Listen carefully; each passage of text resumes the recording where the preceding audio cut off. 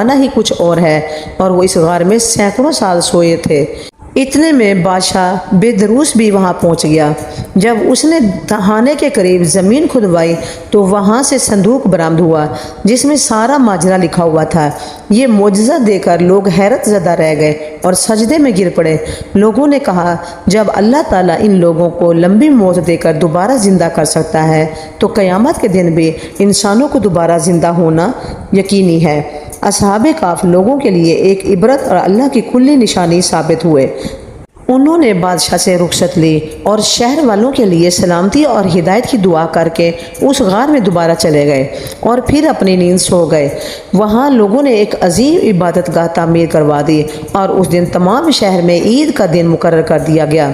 उलमा ने लिखा है कि असहाबे काफ का उस गार में इंतकाल हो गया और वहीं उनकी कब्रें बनाई गई हैं, जबकि बाज़ उलमा का ये अकीदा भी है